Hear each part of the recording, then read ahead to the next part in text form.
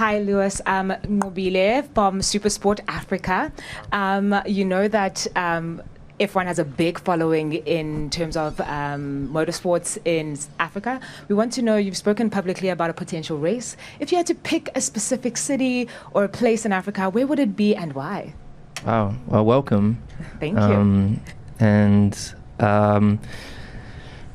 I've had the privilege, I've been to 10 countries now in Africa. There's still so much more for me to see. For the past 6 years, I think, maybe 7, I've been fighting in the background to get a Grand Prix. It might be longer than that, actually. So sitting with the stakeholders and asking them the question, why are we not in Africa? We're on every other continent, why not Africa? And I know they're already trying. I think they've been to quite a few different countries. And I think the ones that I've enjoyed the most so far, I loved Kenya. Obviously, don't think we're going to have a Grand Prix in Kenya, but Rwanda particularly was spectacular, and somewhere I felt like, 2 places I felt like I could live. South Africa is stunning, and where else? Yeah, I think those are the ones that I think would be good places for us to potentially go to. And like, I refuse to I don't want to leave the sport without having a Grand Prix there, without getting to race there. So like, I'm chasing them, like, when is it going to be? And they're setting certain dates. I'm like, damn, I'm running out of time. So I'm going to be here for a while until that happens, because that would be amazing, given that I'm half African, you know. So it's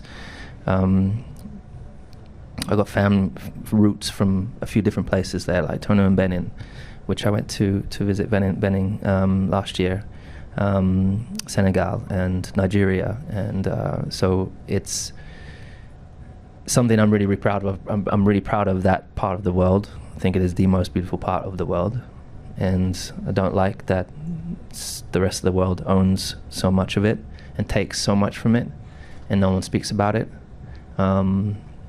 And I'm really looking forward to hoping that the people that are running those different countries all unite and come together and take Africa back. That's what I want to see. Take it back from the French, take it back from the Spanish, take it back from the Portuguese and the British. It's so important for the future of that country and for that continent. I mean, they have all the resources to be the greatest and most powerful place in the world, and that's probably why they are being controlled the way they are. But anyways, move on. Just how confident are you and Mercedes feeling ahead of this first race? Well, I think there's just an element of the unknown, excitement going into the first race. I think it's been a much better pre-season than we've had over the last 4 years. There's no items on the car that have been of major worry to us. Everything's working as expected. Correlation is good. Simulator correlation is good. And they're things that we've failed with over the last 4 years. So regardless of the stopwatch, things are working out as we hope. You mentioned unknowns. Just how many unknowns are there as we go into race 1? There's a huge amount. I think there's a lot of discussions around race starts, a challenging topic.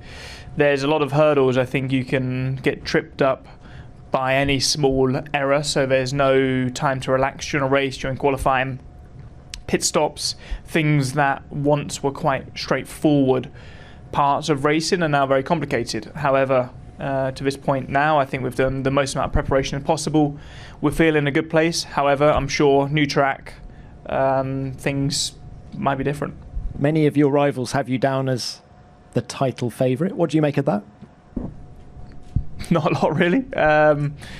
It doesn't change anything. I think there's a lot of chat around us and Mercedes, and take it as a compliment, I guess. However, once the helmet's on and visor's down, you're just flat out and you don't really think about any of this additional noise. Just take it race by race and see how we go.